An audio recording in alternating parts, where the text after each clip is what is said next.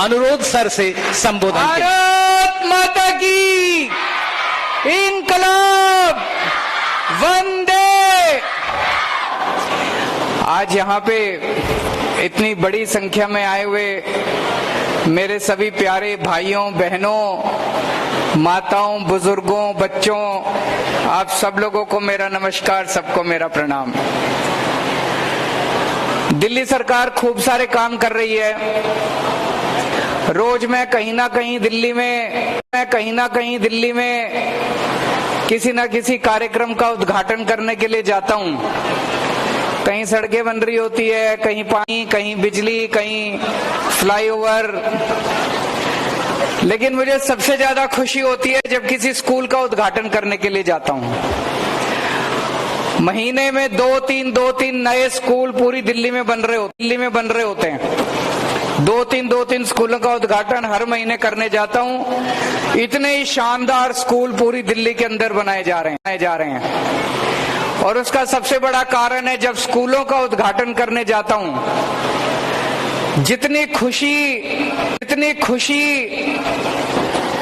लोगों के, बच्चों के चेहरे पे दिखाई देती है स्कूलों में, आज भी जितनी खुशी आप सब लोगों के चेहरे पे दिखाई दे रही है, वो और किसी काम में दिखाई नहीं देती जितनी स्कूलों के उद्घाटन में दिखाई देती है।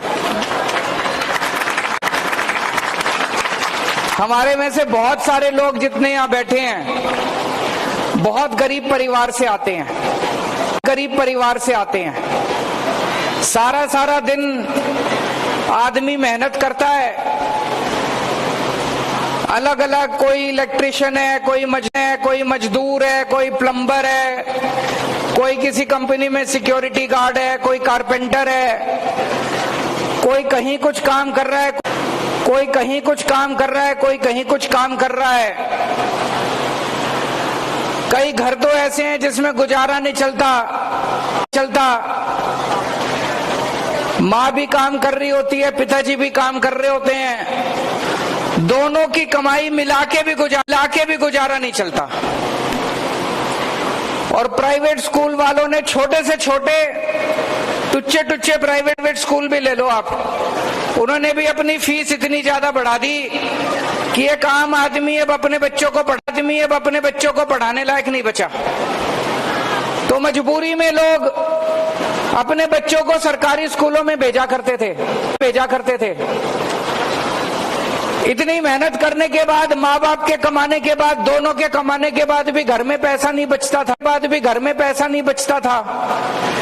मजबूरी में भेजते थे सरकारी स्कूल। और जैसा भी आतिशी मैडम ने बताया, सरकारी स्कूलों का इतना बेड़ा गर्क था, सारी दीवारें टूटी पड़ी थी, छत चूहा करती थी, सारे नीचे बोरी पे बैठा करते थे, पढ़ाई लिखाई नहीं होती थी, बच्चे फेल होते थे। मैं भी राजनीति में आने के पहले झुग्गी झोपड़ियों में, एनजीओ में काम किया करता था।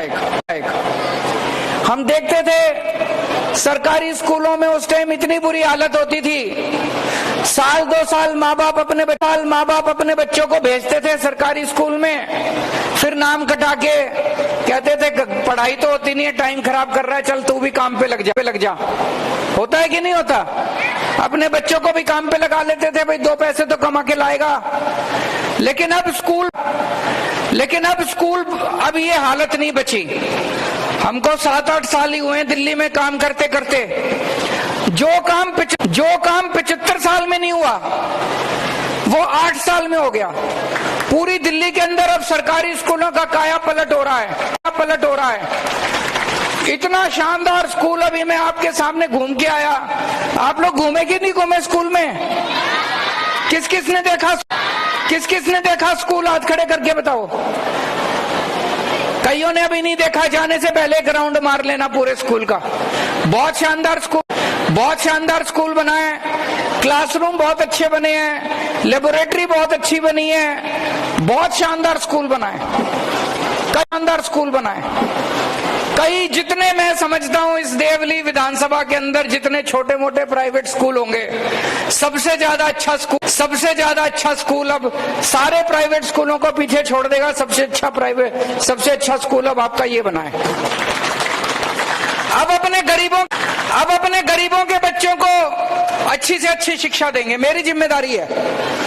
आपके बच्चे मेरे बच्चे हैं। मेरा एक बेटा एक बेटी है, उनसे अलग नहीं मानता मैं आपके बच्चों को।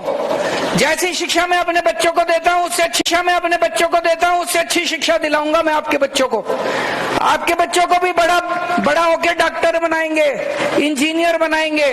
अभी आपके विधायक ने जैसे बताया, यहां से कई बच्चों का नीट में पास हो गए। नीट का मतलब डॉक्टरी का इम्तिहान जो होता है।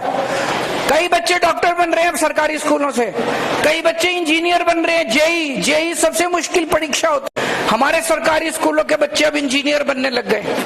तो अब इंटेलिजेंस जो है वो पैसे की मोहताज नहीं होती। ऐसा नहीं कि अमीरों के बच्चे इंटेलिजेंट होते हैं, गरीबों के बच्चे भी इंटेलिजेंट होते हैं। अभी तक गरीबों के बच्चों को अवसर नहीं मिलते थे, अभी तक गरीबों के बच्चों को मौका नहीं मिलता था। अब हमने अच्छे स्कूल बना दिए, अब आपके बच्चों को मौका मिलेगा। देखना आपके बच्चे क्या करिश्मा करके दिखाते हैं बड़े होके। यही बच्चे आपका भी नाम रोशन करेंगे और यही बच्चे देश का भी नाम रोशन करेंगे। पानी का करा रहा हूं बहन जी इंतजाम। अभी आपके विधायक से मैं पानी की बात कर रहा था। चिंता ना करना, मेरी नजर में है ये पूरा इलाका, संगम विहार देवली, यहाँ पे पानी की चिंता है। मेरी जिम्मेदारी है, पानी का भी इंतजाम कर रहा हूं। अभी सीवर की लाइनें तो डल रही है ना सारी जगह, सड़कें भी बनानी चालू कर दी, पानी में थोड़ा सा टाइम लग रहा है। आपको पता है कितनी तकलीफ के साथ और कितनी मुसीबतों के साथ हम सरकार चला रहे हैं, पानी का भी इंतजाम करेंगे। अभी जब मैं आया, हमने बाबा साहब अंबेडकर की मूर्ति पे माला चढ़ा के उनका सम्मान किया। लेकिन बाबा साहब अंबेडकर का सम्मान केवल माला चढ़ाने से नहीं होगा। बाबा साहब अंबेडकर कह के गए थे कि अगर आप अपने परिवार को आगे बढ़ाना चाहते हो, आप अपने समाज को आगे बढ़ाना चाहते हो, आप अपने मुल्क को आगे बढ़ाना चाहते हो, तो बच्चों को पढ़ाना पड़ेगा। बाबा साहब भी बहुत गरीबी में जिए थे, लेकिन वो लंदन से डिग्री करके आए थे, ऑक्सफोर्ड से डिग्री करके आए थे, वो कोलंबिया यूनिवर्सिटी से डिग्री, अमेरिका से डिग्री करके आए थे। उन्होंने पढ़ाई करी थी, इसीलिए वो आगे बढ़े। तो अपने बच्चों को पढ़ाना है, और इस स्कूल का नाम भी बाबा साहब अंबेडकर के नाम से होना चाहिए कि नहीं होना चाहिए? तो बाबा साहब अंबेडकर के नाम से रखेंगे इस स्कूल का नाम। मैं फिर से भगवान से प्रार्थना करता हूं, आपके बच्चे बड़े होके खूब फलें फूलें, आगे बढ़ें, आपका भी नाम बढ़े, आपका भी नाम रोशन करें और देश का भी नाम रोशन करें। बहुत बहुत शुक्रिया।